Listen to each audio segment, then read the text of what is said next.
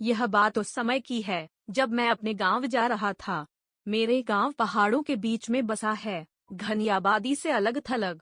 मेरे गांव में एक कच्ची सड़क है जिस पर केवल एक बस चलती है जो गांव से बाहर तक ले जाती है और लाती है।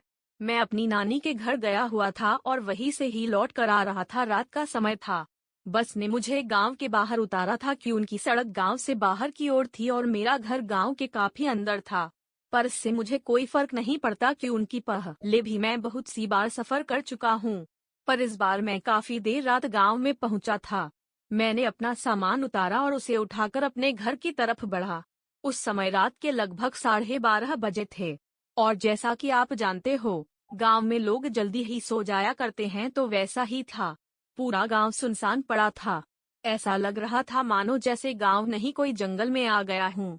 अब थोड़ा मुझे डर लगने लगा। मैं बस भगवान से दुआ कर रहा था कि जल्दी से घर पहुंच जाऊं, पर मेरा घर थोड़ा दूर था।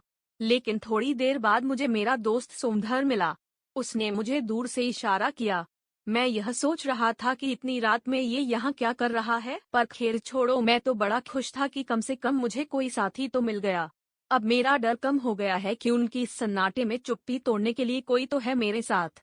उसने मेरे पास आके मेरा बैग उठाया और मेरे आगे आगे चलने लगा। चलते हुए मैंने एक बात पर गौर किया कि ये इतना चुप चुप क्यों है। ये जब से मुझे मिला है तब से कुछ नहीं बोला। क्योंकि मेरा दोस्त सोमधर तो बहुत ही बातूनी है और ये तो इतना शांत, बड़ी ही अजीब बात है। मेरा घर बस थोड़ी ही दूर था, पर अब वो एक दूसरा रास्ता लेके खेतों की तरफ बढ़ने लगा।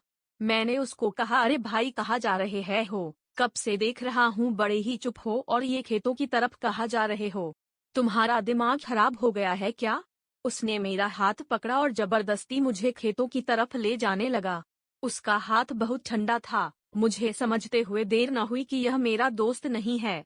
वो मुझे पास ही के कुएं तक घसीटते हुए ले जा रहा था। मैं जोर जोर से चिल्लाने लगा। मेरी आवाज सुनकर गांव के बहुत से लोग जग गए और मेरी तरफ दौड़कर आने लगे। जब वो मेरे पास आए, तब तक मैं बेहोश हो चुका था। सुबह जब मुझे होश आया तो मैं अपने घर पर था। मुझे उठा देख सब घर वाले मेरे पास आए और बोले, तुम ठीक हो? तुम्हें क्या हो गया था? तुम रात को बरगद के पेड़ से लिपटे हुए बेहोश पड़े थे। तुम्हारे साथ क्या हुआ था? मैंने उन्हें अपने साथ जो हुआ वो सब बताया। उस समय मेरा दोस्त सोमधर भी वहाँ ही था। वो बोला कि मैं तो रात को अपने घर पर सो रहा था। तो वो कौन था जो मेरा साथ कल रात को था? मैं ऐसा सोचा और सबकी तरफ देखने लगा।